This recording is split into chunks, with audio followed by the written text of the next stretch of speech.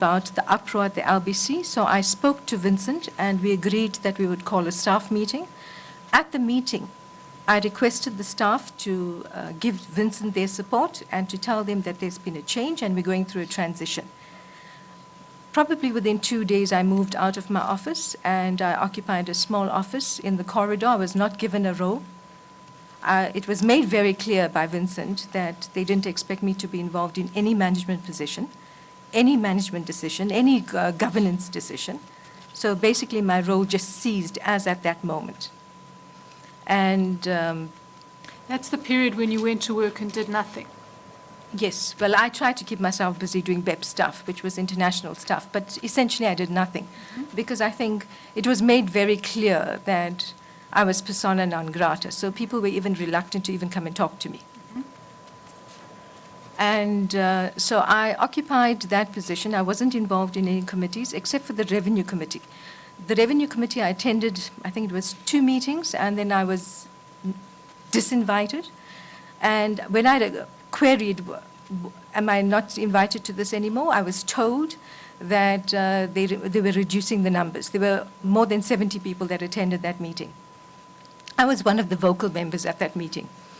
And so I accepted this. I later found out I was the only person who wasn't invited to the meeting. At a subsequent time, later in the following year, I was told I needed to attend that meeting again. I went to one of those meetings. As usual, I had a few things to say. After the meeting, I was no longer invited to those meetings again. So that was the extent of any involvement I had. When I became the GE LBC, I had to fill out an application for security clearance because you dealt with certain types of documents, etc. I had completed that application. That was in 2011. 11, right. Excuse me. And I didn't hear anything about that application until I think it was around January 2016, when I was told that my application wasn't complete because I didn't submit a polygraph. But you already had assumed a senior position by then. And I was functioning in a senior position as well as on EXCO. And clearly you would need security clearance to function on EXCO. And well, everything, when I had received, there was a letter that had been sent that my application had been accepted and that the only thing outstanding was a potential polygraph. But at that stage, I wasn't even aware that they needed my polygraph in order to make it complete. In January, I think just after I got back from leave. January which year? 2016. I was informed that my security clearance was not complete. It was urgent that I needed to do the polygraph. I sent an email to Jonas saying, but why do I need to do it when only GEs and chief officers need a polygraph? And I'm no longer a GE, and I'm certainly not a chief officer. So why would you need a polygraph? And it went quiet. I think there was a person that phoned me to do the polygraph. I said, I've submitted a grievance. So in the subsequent period, I submitted a grievance to Minister Gordhan. The one we have? Yes. And it covers the polygraph and the reasons why I was reluctant to do it at that stage. Then, follow up on that, I think when I indicated that I had submitted the grievance, that same week, I received an email from one of the HR managers to say that my contract had expired, which I was aware of, and I needed to sign a new contract for SARS. When I looked at the documents did not cover my role. The only thing the documents expounded on was the fact that under which circumstances confidentiality of information was violated, disciplinary action, etc. It made me very uncomfortable because I could see in what direction it was going. And I received this probably on a Friday. By the Monday, I submitted my resignation, and then I left because I knew that they were like a heat-seeking missile, and they were not going to leave me alone. And this was at the time where I know that Minister Gordhan himself was having problems in trying to do anything to do with SARS because his own authority was being questioned. And I felt that I had no protection, I had no power, and I was concerned because of the levels of intimidation and fear across SARS that it was just not worth staying in SARS anymore. Is there any particular aspect in this grievance letter that you'd like to talk about beyond the polygraph? I think generally I just want to talk about the fact that from a SARS point of view, I spent 23 years in SARS. It wasn't because I couldn't get another job. I believed in SARS, and I can speak for many of the 12 to 15,000 people by saying that right through Commissioner Gordon's time and even up to Opa Makanshula and Ivan Pillay, SARS was a different environment.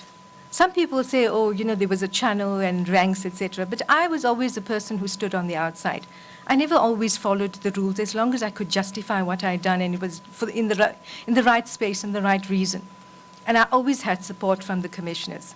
And SARS was an environment where everybody did the right thing. And even if sometimes people erred, I think the important thing was you never questioned where someone's heart was.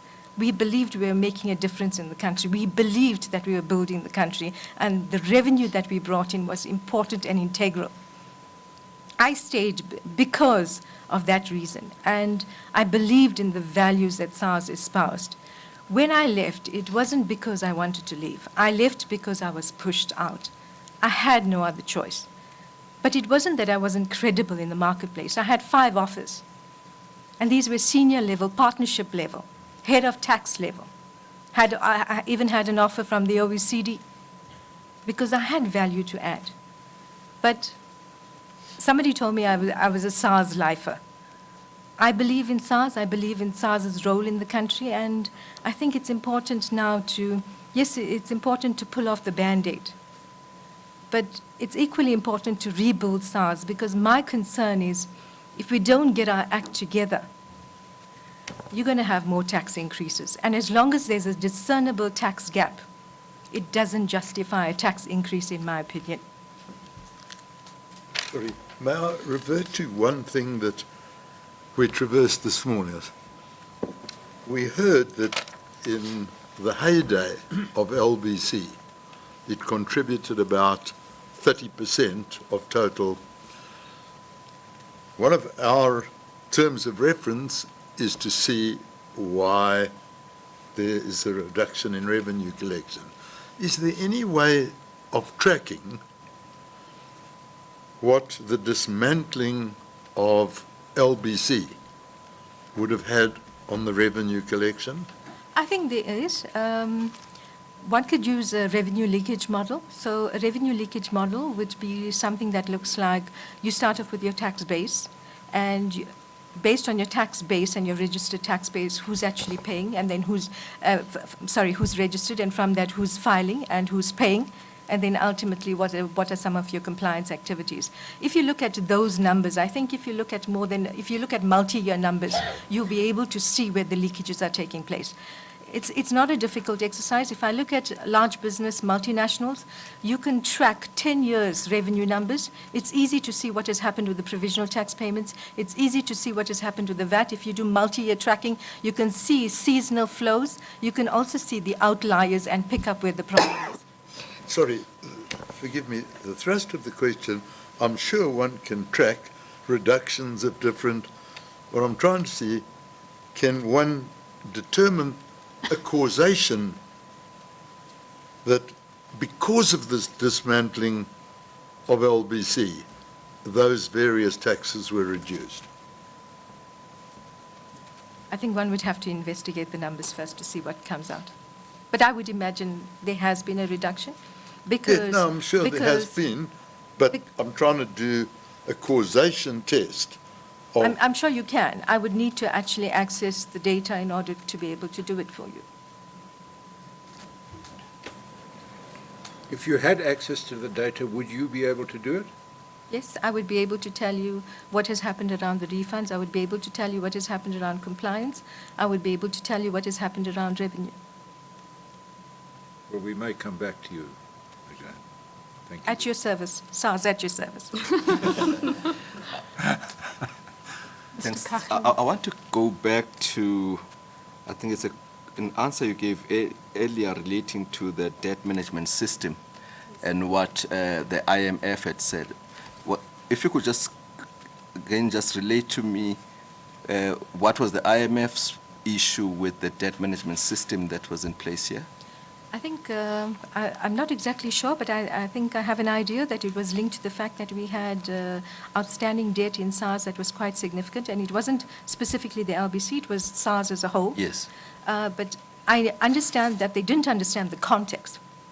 And it was an issue that we spoke about at EXCO. And even in our feedback to TADAT, the issue around the SARS debt was as a function or a consequence largely of the way our accounts are managed.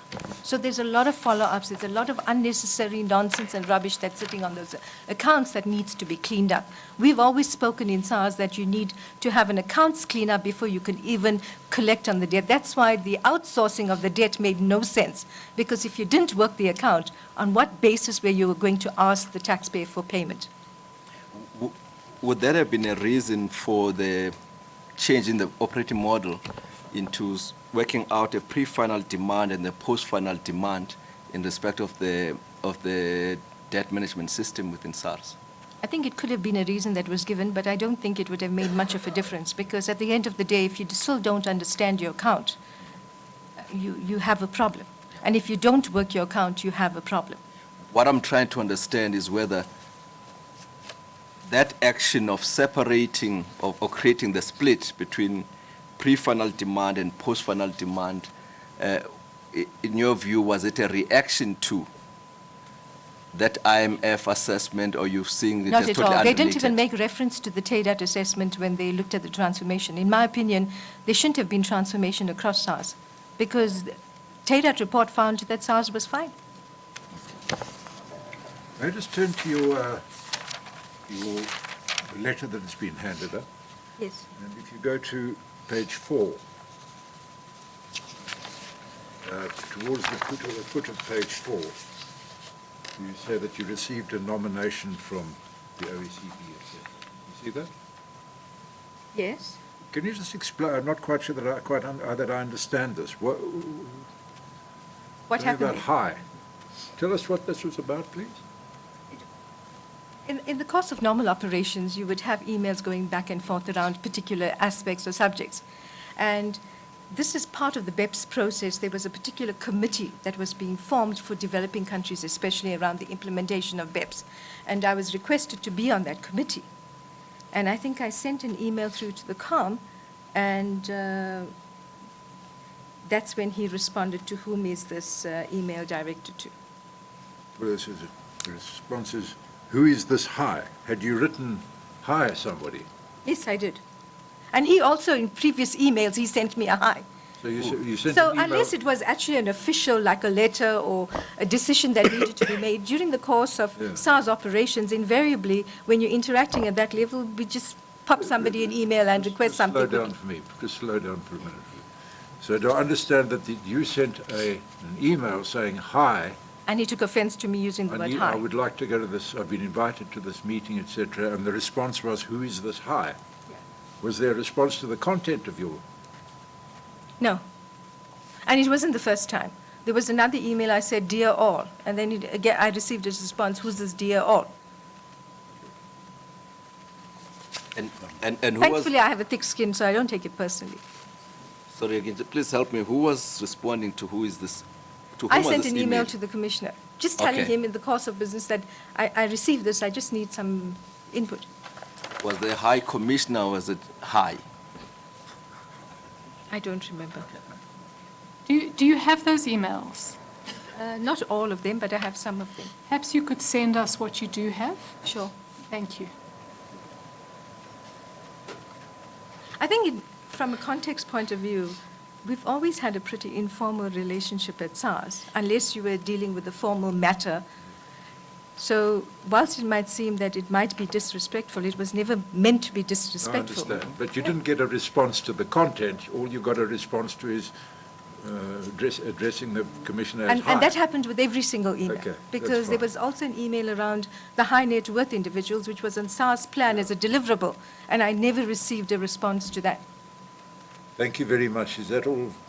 Thank you very much for coming. We appreciate it very much. Thank you. I appreciate the committee's time and attention. Thank you.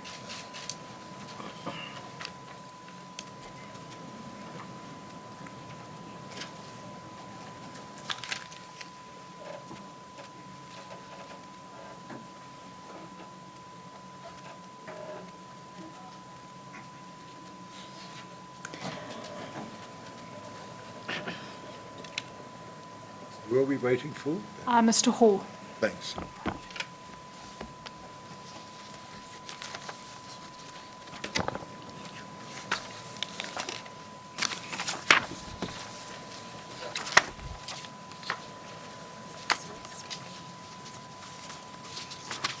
Judge, I'm going to ask him some questions, and then perhaps you can take your place at the front row of the bicycle.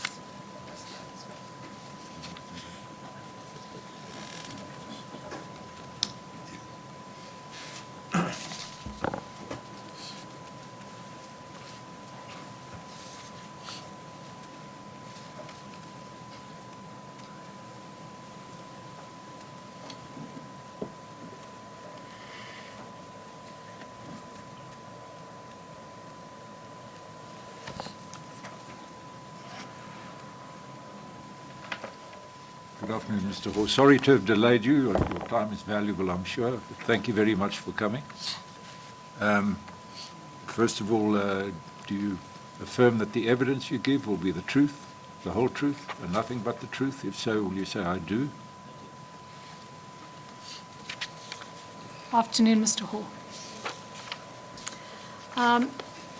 Mr. Hall, the purpose of this hearing is to determine the reason why so many highly skilled people who were working in SARS left the organization between the middle of, or the end of 2014 and early 2018.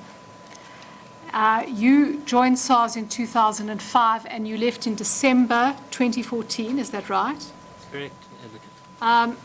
Starting at the beginning, what was your... Don't worry, Mr. Hall. Somebody else will sort that out if it's a problem. You Thank just you. listen to Sorry. Ms. Steinberg. What was your background and qualifications? Your background before you joined SARS and your qualifications? I've studied at the University of KwaZulu-Natal, and after that my first job was at Nedbank, where I started as a clerk. And they decided I progressed rapidly through the ranks, and by the time I was 30, I was made Chief Information Officer for the Nedbank Group.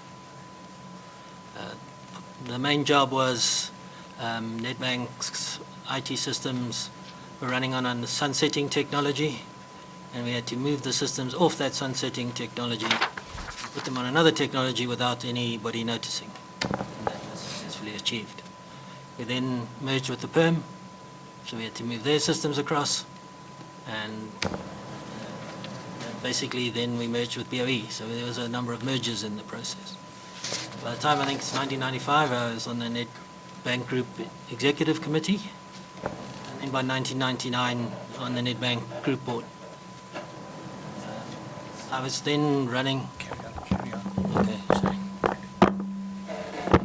Sorry. Can you hear me now? Yeah, it's better. Thank you. So, just getting back to where I was. So I was on the Nedbank Group Board, and we then did the merger with BOE, you might remember, and the bank decided that I should also take over the operations, the back office and service operations, so from the teller line back. So it was about 10,000 people, about half the staff. And then there came the choice after the Chief Executive, Richard Laubscher, left. I was one of 3 candidates to take that job, and somebody else got the job. And so at that moment I was looking at other alternatives, and I was persuaded then wouldn't have been a good time. The bank needed to be recovered from its situation it was, so I stayed for 2 years. At the end of that process, I then said, okay, the bank's recovered now, I can move on. And I'd been introduced to Minister Gordon, my commissioner back then, through Bain, actually Bain 1, as it's termed, from our hearing yesterday. With the same lead partner had been at Nedbank working with me. So that was a couple of years before, and we had done some things together. He wanted, as he said, he would listen to lots of people. He would invite me to various sessions they were having, and that's what I would go there. So I knew him. So he said, why don't you come and join? Because at that moment the CIO had left. I said, me, government, not sure. So we came to an understanding. I was on a 3-month severance at the bank, and we agreed that we'd both give it 3 months and no hard feelings after 3 months if it didn't work out, and I'd work for free. So we did that, and at the end of 3 months, we both decided it would be worth taking a chance, and I still admire him to this day for taking that chance. So your first 3 months were for free. Yeah. And in what capacity were you appointed? So after, they sort of had me in looking at the technology piece in the 3 months. Just I wandered around. I met some very special people. I got what Minister Gordon calls the higher purpose. And more than just words, there were people there. So it was then decided the second phase of the modernization I saw yesterday, I think people are familiar with, that it was modernizing with the technology underpin. So the first role, I think I was General Manager, Strategy, Modernization and Technology. Did that role change? Yes, in trying to think exactly the date now, in 2010, I was made Chief Operations Officer. So then it changed rather significantly because the job became not just provide the IT, but actually implement it in the operations of about 70% of SARS. And in that capacity, you served on EXCO, is that right? From the beginning, I was on the EXCO body right from the beginning. And tell us briefly what it was like to work at SARS at that time. Well, that's a good question. It was fun. It was tough, trying to do a lot of things, lots of hours, but there was always this underlying sort of purpose, a higher purpose, because otherwise I don't think most people would join a tax collector. It's not really what you do. So those of you who've met Minister Gordon, he's a very good salesman. So we had lots of fun because of the way it was done, and it was all. I had wonderful colleagues, some you've met, who were on the executive committee, and really I hadn't ever worked with such a finer bunch of people. So, yeah, we did a lot of things, and it was a lot of fun. But it had its moments. So I don't want to present it as like heaven, because it wasn't. Sure.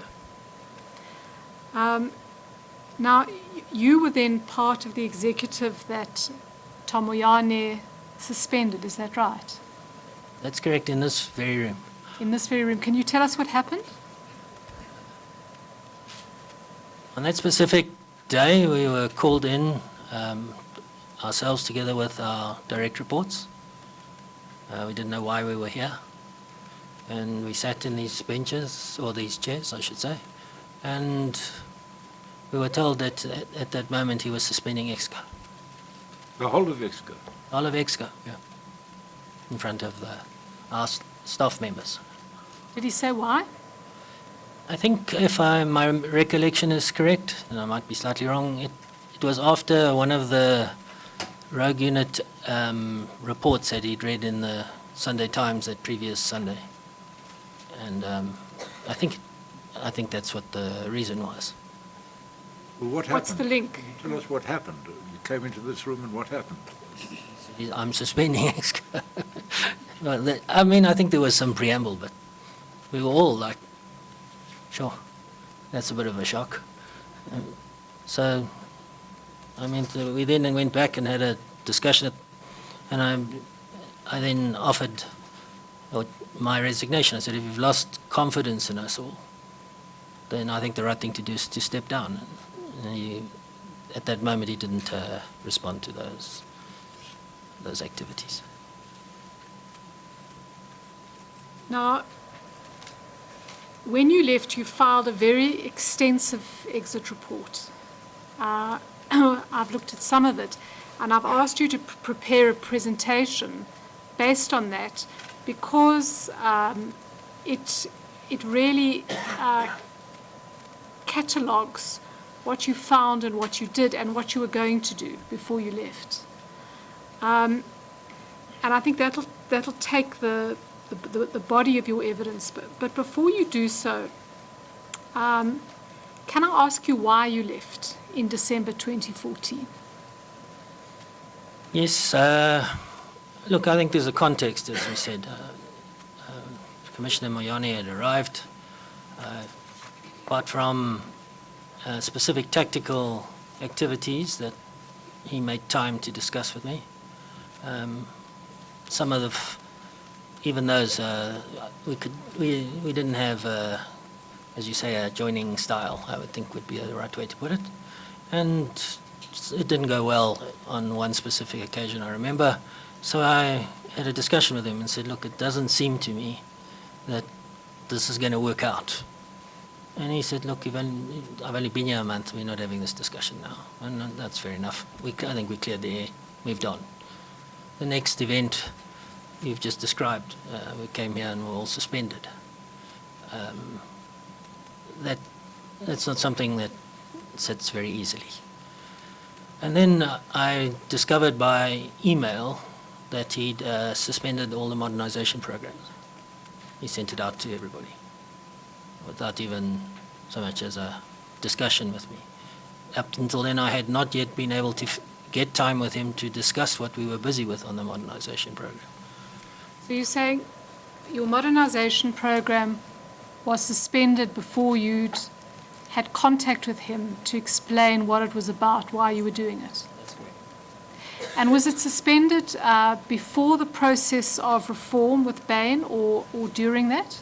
No, we hadn't by the time I left, Bain was not even in the frame. So it was one of the first things he did was suspend the modernization. Yeah, so that was before December. So that's, we're talking about November, I think. And he took the post in September. Yeah. And Judge, what we'll see is what the modernization program was.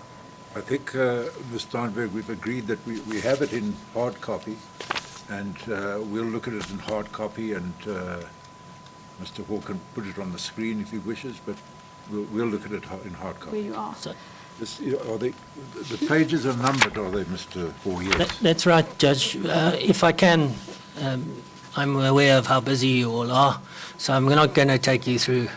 I had 170 like Mr. Gordon, but I've got some sense that that wouldn't work too well this afternoon. So I'm going to skip past a number of them. And the deck is there. We might, in questions, want to go back to some of the things, but I don't intend to cover a lot of the philosophical sort of underpin. But in a way, I'll try and touch on it a bit, because it's not just a set of programs that we plucked out of the air. And unless you are sort of familiar with the underpin of the what we were trying to do philosophically, it won't make a lot of sense. But then why don't you tell us briefly then, if it's going to help us understand Yeah, this? so I'm going to try and, to be as quick as I can, touch on where Minister Gordon said I would touch on, try and just connect it quickly, but try and halve the number of slides that everybody's got out there that to talk to, if that's all right. So, but there's some where I'll just need to locate where it is in the deck, otherwise it won't, the story falls apart at that point. So I'll try and be very quick, and I'm conscious You of don't the have to be too quick. It's just a matter of trying to Condense it. focus things. Okay, thank you, Judge. So if I could just preface all of this. When I left SARS, I have no documents left with me. I made a reasonable attempt to clean up my machines, and SARS came to my home to make sure that it was done. When I come across the odd one in a funny place, which I deleted, that was my understanding.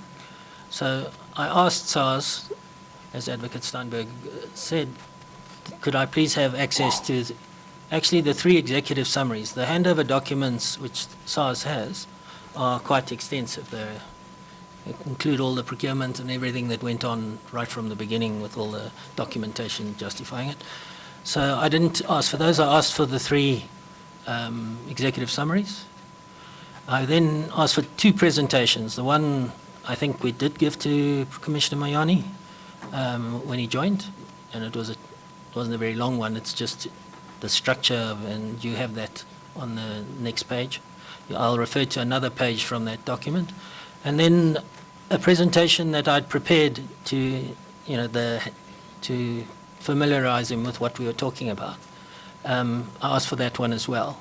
And to that one, I've added the handover document details in slide form so that you don't have to read all the executive summaries. Now, there might be too much, and after a while, I think the pattern will be obvious, and we kept repeating the pattern. I'm not going to, I'll only pick out pieces that are different.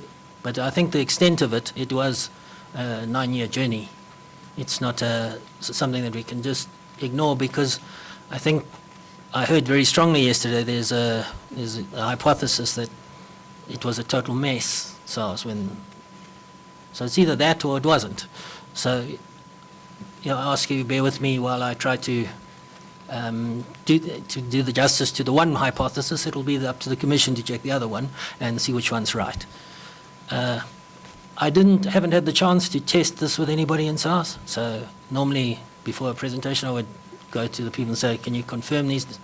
I haven't done that. I haven't involved anyone at SARS. So if with that caveat, they are as accurate as I can say. And then I filled in with public information that in annual reports and in the tax stats. So if that's right, that's okay. Thank you. So Minister Gordon already discussed the SARS mandate, so I'm not going to do the top part, but just if you look at the sentence at the bottom. Tell us which page to look at. There's a page 4, sorry, Judge. 3 on my slide, 3. It says 4 at the bottom there. It might be a page out, but 4 behind you, Judge. So I'm going to use those slide numbers because they. Our page 3. So I think the critical thing on a tax authority and what we learned is, and you have 14,000 people odd. We'll talk about the numbers and how they changed a little later. But 14,000 people, and you have 50 million citizens and 300,000 companies, and many different types of taxes. Now, for a moment, you apply your mind to that problem. You say, how does 14,000 people look after that many, or try to do that many activities and make sure that the people are paying their tax correctly? So I'm going to move on now to the next slide. Again, Minister Gordon explained voluntary compliance. I wanted to come at it at a slightly different angle, if I can. The only way you can do that is to have voluntary compliance. And that is, the basic thing is make it as easy as possible for those trying to do the right thing to do the right thing.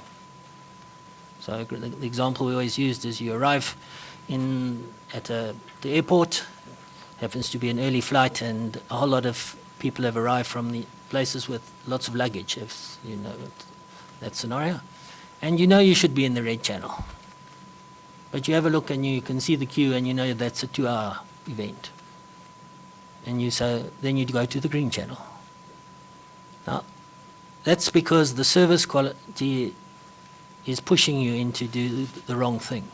So that part at the top there that says make it easier for those trying to comply is a very important part that if it's so bureaucratic and difficult to comply, well, people won't. On the other side, we say, and the professor in the commission once told me every good tax system has a good carrot and a good stick. And And I think there's no doubt that there are people who will always comply. They're the good people, no matter whether we beat them or not, because they'll just do the right thing. And then there are people who won't, no matter what we say, and even if we have a big stick, and those are the criminals. That's not really the issue. One of the tax authorities did a lot of work on the psychographics of it. And the part in the middle we call the undecided middle. And they are the people who change their mind to move left or right, depending on what they see other people doing and, in fact, what they see other people getting away with. And I guess in the last couple of years, there was a deep worry about if the government is seen to be wasting money, that also affects the ability for the tax authority to collect the revenue, because people say, I'm not paying anymore. So we watched that very carefully. That's what people call tax morality, is that right? I'm not sure if that's the exact definition, and honestly, I think it goes to, I don't like to pay tax as a starting point, and if I see you wasting it, I'm not going to be encouraged to do the right thing. Let me put it that way. If that's called tax morality, my learned colleague will be able to help me. Tax morality is the totality of taxpayers' approach to compliance with tax. One of the things that influences tax morality would be seeing that government spends the tax properly, but that's not the only factor that... Agreed. So there's one of the slides that you have in your pack that I skipped over this was done by a team of people. And it was never me, per se. So first of all, my colleagues on Exco and Commissioner Gordon in the beginning, and then subsequent commissioners, we went through what are the ways that we're going to make this work. And then there's a team of people who reported to me. You can see down there, it didn't include the LBC. You heard from Sunita Manik a bit earlier. So she didn't report to me, and nor did any of what I would call the criminal enforcement activities. There was a strong Chinese wall between us for various reasons, which I don't think we have the time to go in now, but so I'll just move on if that's all right. But it's a team, both above and below, that made all of this work and took the decisions. And I think Minister Gordon was brave. He had to take some pretty bold decisions to make this work. Right, so moving on if I can. You come to the tax gap, which the Minister mentioned yesterday as well. So we're on slide 6 now, Judge, according to... Page 5 on the piece of paper. There's one, and it's my colleague Ivan Pillay who came up with this definition, that there's in the box and out the box. So once you're in the box and we know that you should file a tax return and you're on our register, it's a process of following up. Now, as you will see there were, back then in 2009, there were large numbers of follow-ups not done because they simply couldn't get to the volume. There's 10 million follow-ups that were still outstanding. So let's not detract from that. But the real question is who's not in the box, who should be in the box. So a lot of effort is spent saying, let's go find those people who should be at least on the register or not, and make sure that at least we have sight of them so that we can start making sure they're doing the right thing. Because if they're out of sight and they're not on the register, then we wouldn't even know. This Minister Gordon also touched on the 80-20. We spent Pareto, you may know, was an Italian economist. He did his 80-20 from the tax payments that were being done in Italy at the time. So we did a lot of work with the 80-20. And the part I wanted to focus on was on the right. We started off with PIT and PIT, everybody, I shouldn't use the acronyms, personal income tax, and pay as you earn. And the reason was we said, where's 80% of the volume and 20% of the complexity? Because that will give us the biggest benefits in the shortest possible time. So I'm now jumping quite a few slides, Judge. One It'll slide. be page 12. 12.